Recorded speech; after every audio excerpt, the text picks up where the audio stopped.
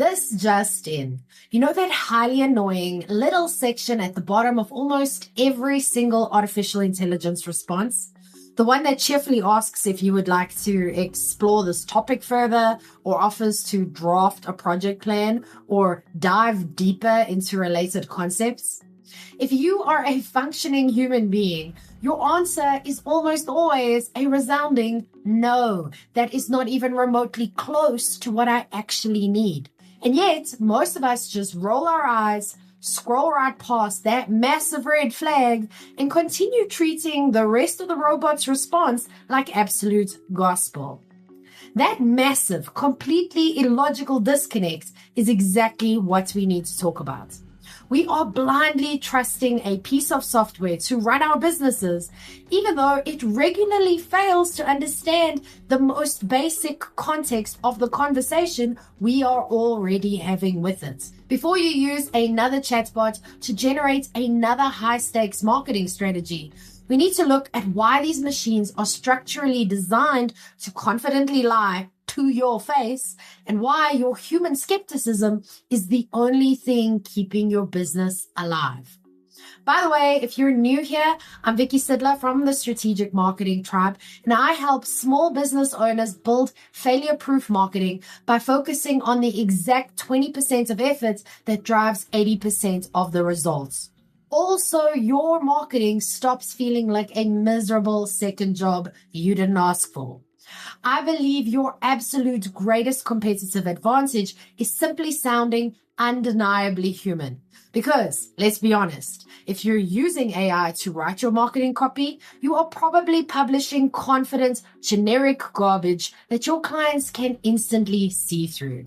Download my 5-minute marketing fix to spot exactly where your messaging sounds dangerously artificial and starts destroying your credibility. Okay, now with that out of the way, why are the robot's follow-up questions always so terrible? Because it is pattern matching, not mind reading. Those insanely bad AI-generated follow-up suggestions are not an accident. They are a deliberate design feature baked into how these tools are built. Users have consistently noted that ChatGPT's follow-up questions completely ignore previous responses, feeling generic, redundant, and wildly out of context. Forbes even called them a straight-up time drain. The reason they miss the mark so spectacularly is structural. A large language model does not actually understand your intent. When it asks, would you like me to create a roadmap for this? It is not genuinely assessing what you need. It is simply producing text that statistically tends to follow the kind of response it's just generated. And that guess is the canary in the coal mine. Because if it fails the easy test, what else is it failing? It is probably failing the exact task you trusted it to do. Here is the question you need to sit with. If the AI cannot correctly assess what you want to do next in a conversation you are actively having with it, how accurately is it assessing everything else? The follow-up question is literally the easiest thing for the software to get right. It has the full context of your conversation. It knows your last prompt. It just gave you an answer, and yet it consistently gets it wrong. If it fails at that, what does that tell you about the complex marketing strategy it just suggested?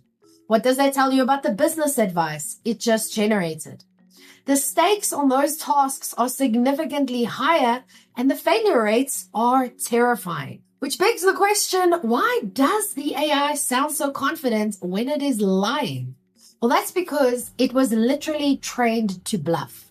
One of the most dangerous things to understand about AI is that it does not know when it is wrong, and it certainly does not sound like it is wrong. Researchers call this the confidence illusion.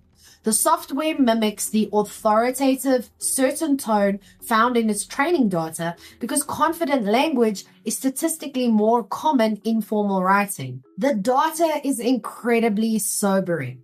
Recent analysis shows that newer reasoning models hallucinate in up to 79% of tasks in some benchmark tests.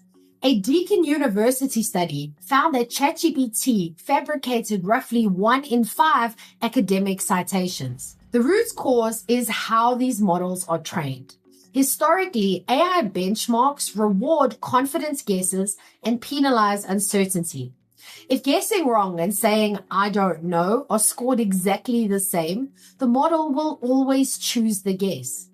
The result is a system that sounds absolutely certain, even when it is entirely wrong. But it gets worse. It doesn't just lie, it actively flatters you. And why is the AI agreeing with your terrible ideas? Because it is suffering from extreme sycophancy. Beyond the hallucinations, there is another layer of deception that most users completely miss. AI is trained to please you. Models are trained using reinforcement learning from human feedback. Human raters score the responses, and because humans love to be flattered, they tend to rate agreeable, validating responses much higher. The model inadvertently learns to prioritize agreements over actual accuracy. This means that if you state an opinion as a fact, the AI will agree. If you ask for feedback on your own terrible business idea, the AI will overpraise it. The more you use AI as a thinking partner for business strategy or creative decisions, the more likely it is to just tell you exactly what you want to hear, rather than what you actually need to hear. So how do you actually use this tool without destroying your business? How do you safely use a system that's designed to lie? Well, you have to completely stop trusting it. Research from Carnegie Mellon found that people who trusted AI more used significantly less critical thinking. We trust AI because it is advanced. It sounds confident, and constantly second guessing it is exhausting. But you are extending your trust to a system that its own developers admit is structurally prone to error. The goal is not to stop using AI entirely. It is a powerful tool. The goal is to stop handing it unearned authority. You must treat AI output exactly the way you would treat a first draft from a highly confident, incredibly experienced intern. It is a useful starting point, but it is never the final word. You must verify everything before you publish it. You must explicitly ask the AI to play devil's advocate to counteract its sycophancy. And most importantly, you must heavily rely on your own human judgment. If your marketing copy relies entirely on the confident hallucinations of a chatbot, your clients will eventually catch the errors and your credibility will be completely destroyed. To help you with that, get my 5-minute marketing fix. It helps you identify the exact spots where your messaging relies on generic, artificial nonsense so you can replace it with the verified, highly accurate human expertise your clients actually trust. Stop losing sales. Download the fix now. You can get it in the description below, or you can go to strategicmarketingtribe.com/fix. But what about you? What is the most aggressively unhelpful suggestion a piece of software has ever given you? I'll go first.